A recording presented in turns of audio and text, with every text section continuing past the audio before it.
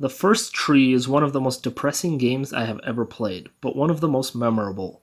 Originally released on September 14th, 2017, it's available on PC, Mac, Xbox One, PS4, Nintendo Switch, and even Android and iOS. For this review, I played on my Xbox One X. I was surprised to learn that this game was developed and published by just one man, David Wehle. For what this game is, I find that impressive. The story is about a man named Joseph telling his wife Rachel about a dream he had in which a mother fox goes searching for her three children. You play as this mother fox from the dream while Joseph narrates, talking about his past and his relationship with his father. Rachel also talks a little bit, and there's even a part where she talks about her own past, but mostly this is Joseph's story. The things Joseph talks about and the things in his dream are directly linked to one another, literally and figuratively. For example, at one point, he talks about his father driving a tank while he was in the army, and you will find a tank as well as a military Hummer in the world as you explore it. And there are a lot of items scattered throughout the different areas that have some relation to the story. The game is basically a scavenger hunt. You explore the different areas, collect everything you can find, and then move on to the next area. There are two kinds of collectibles. The first are stars, which have nothing to do with the story and are just there for you to collect. The second are excavation sites, and these are story related. None of the collectibles are necessary to progress through the game. You could just run past them all to the end of the level. However, I do recommend at least getting all the excavation sites. Every time you interact with a new excavation site, Joseph will talk more about his past, which adds depth to the story. The game has a very simple art style and there isn't a lot of detail, but it looks great. As you progress through the game, there will be new environments to explore, and they all look very beautiful. The world isn't very populated. You might run across some birds or bunnies once in a while, but for the most part, the world feels empty and lonely. However, this suits the tone of the game very well, as does the music. The music is depressing. I got depressed in the first area, way before the story itself managed to do that. But the music is good and suits the story very well. I bought this game because I saw it on sale for just $2, and the reviews were mostly 5 out of 5 stars on the Xbox store. The reviewers said how great the story was and how it made them cry, so I bought it. I mean, for $2, why not? Plus, I like media that can make me cry. It's very rare for me to experience sadness while watching movies or playing games, so I wanted to see just how sad this game really was. And when I first started playing, I got pretty sad. Not from the story or the music, although yes, the music was sad, but from disappointment. I got bored right away, before I even made it to the second area. The areas to explore are huge, and the fox doesn't run very fast.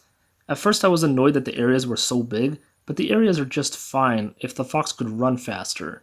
She can walk and sort of jog or trot, but I wish there was a faster sprint option as well. Increasing the speed by just 30, 50, or even 100% would make the exploration and finding all the collectibles much more enjoyable. There are times when you run forever before finding anything of interest, and it gets tedious. Also, the fox's movements are a bit clunky. She can jump and double jump, but because of the clunky controls, it's sometimes hard to land where you want. I also wasn't impressed with the story at first. It reminded me a lot of the story from the visual novel A Winter's Daydream, which I reviewed a little while ago, in the sense that the point of the story was good, but the story itself was not. However, all that changed once I got to the final section. The story hit me hard and made me feel things that I almost never feel when playing video games.